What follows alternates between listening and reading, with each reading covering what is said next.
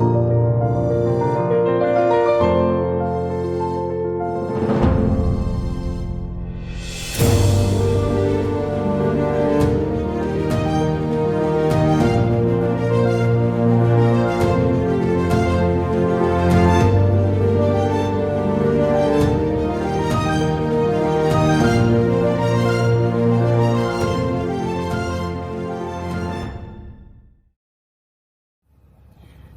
hello, beautiful souls. How are you? It is Wednesday. I hope you are having a wonderful day whenever this video finds you.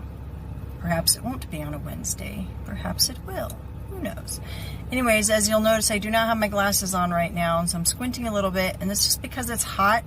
My glasses make me sweat along the ridge of my nose, and so I took them off. It's not like I need to be able to see to do these videos, right? Seeing so highly overrated.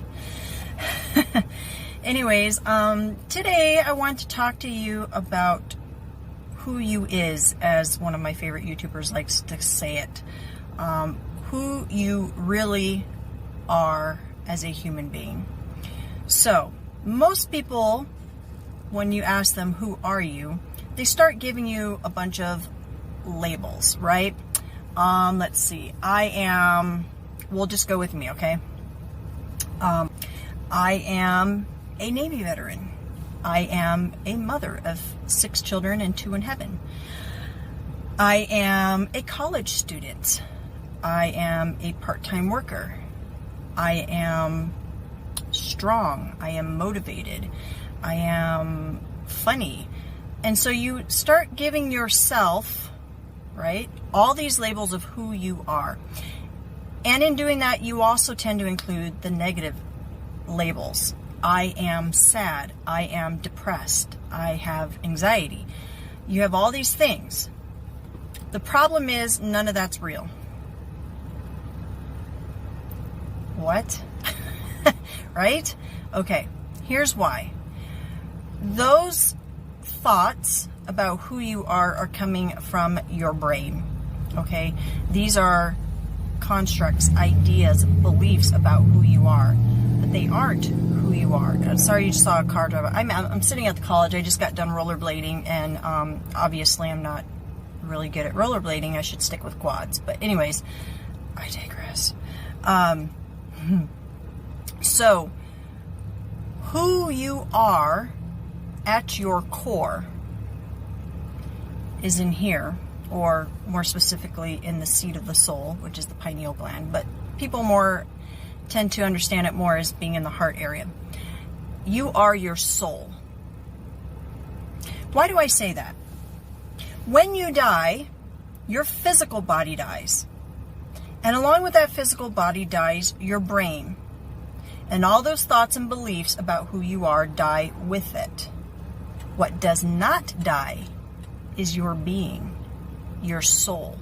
Your soul is what continues on to the other side. Now, different religions and different philosophies believe different things about what happens on the other side. We're not going to discuss that today. What we are saying is who you are at your core is your soul. Now, why is that important? Because we tend to walk around this world convinced we're this and that, we're this and that, we're this and that, and we live our lives according to those constraints that we've put on ourselves. The truth about who you are at your core and your soul is that our soul comes from God. So I'm going to explain it to you the way God revealed it to me in a vision. Sorry, I'm taking my socks off because my feet are hot from rollerblading. Okay. I'm very squirrely, so that will happen a lot in my videos. I apologize. It's just how I do things.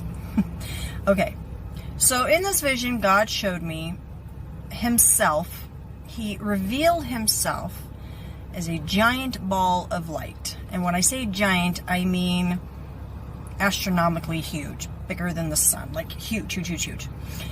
And as he was drawing me closer to him, I was experiencing every positive feeling you could experience. Joy, happiness, contentment, love, just every emotion that you could possibly experience as a human being that just makes you feel loved and wanted and appreciated and all those things. And as he drew me closer, that became intensified to the place where the word that he gave me to explain it, because we're humans, we need to be able to understand the idea of things, is unconditional love. That is how he explained it. Unconditional love. Meaning God is love. That is his being. He is not a man dressed in a white robe. He's not angry. He's not jealous. He's not any of those things.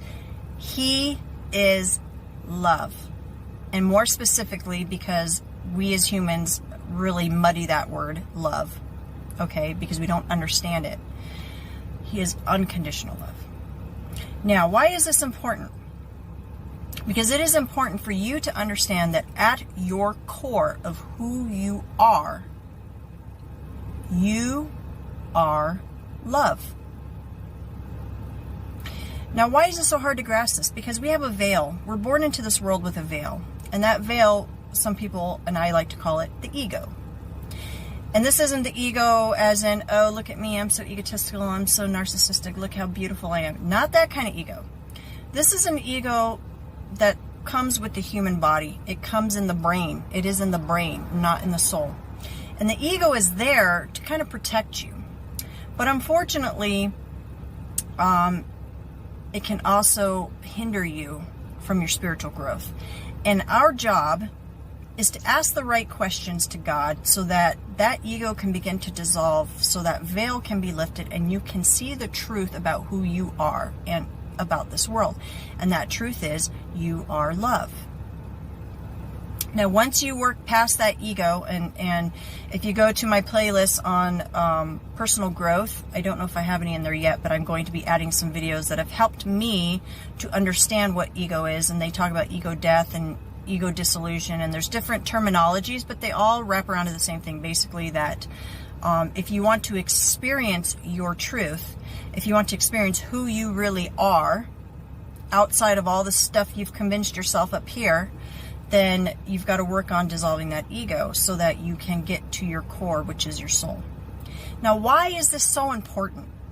Because we tend to operate our lives out of our ego, and that is very detrimental. We hold ourselves back. We keep ourselves in toxic cycles. We keep ourselves in bad patterns and old belief systems that don't work. And we go through our life being really frustrated and angry, not understanding why things aren't changing, not understanding why we try so hard but it doesn't work, and I can't quit that, and I can't finish that, and I can't do this, and I can't do that. And we don't even realize that we are the ones holding ourselves back. And the way we can put an end to that is to understand who you are at your core. Now, what does it look like once you begin to dissolve your ego? You start to see the world differently. One of the big lessons, other than unconditional love, that God has showed me is that one of our biggest problems as a human species is judgment. And the reason it is such a problem is because we operate from our ego. Religions are notorious for this, and you know what I'm talking about. Okay? When you learn to not judge, and you learn to look at each individual person as a unique soul, and you look past the outer facade, the physical appearance, you look past whatever personality they're putting out there, whatever they're dealing with, and you look past all of that and you look straight into a person and you see their soul, then you are seeing them for who they truly are. And that is unconditional love. And you start to see that in everybody around you. What does that do? It gives you more compassion for people. It helps you to understand that everybody on this planet is walking their own journey. They're at different places in that journey. And the best thing we can do for each other is to love each other. And the easiest way to love someone especially if you don't know them or if someone that you don't like, you know, because of past experiences or whatever, the easiest way to love someone is to love yourself first. That will be another video. But for now, the important thing that I want you to really think about, because my videos are meant to get you to think for yourself. My videos are meant to break you out of old patterns of thought and belief systems that haven't been working for you. And you have to be ready to say, I'm tired of things not working in my life. I'm tired of not understanding what's going on. I want to know the truth. I'm going to help you, but I can't do it all for you. I can trigger the spark that makes you want to dig deeper, but you have to want that for yourself. And that's a beautiful place to be, because when you get to that place of vulnerability where you're going to allow yourself to receive new information, then that is when you will start to see big changes occur in your life. But you have to be open to it. So the first thing you can start with is understanding that you are not depression. You are not rich. You are not a mom. You are not all these labels you give yourself.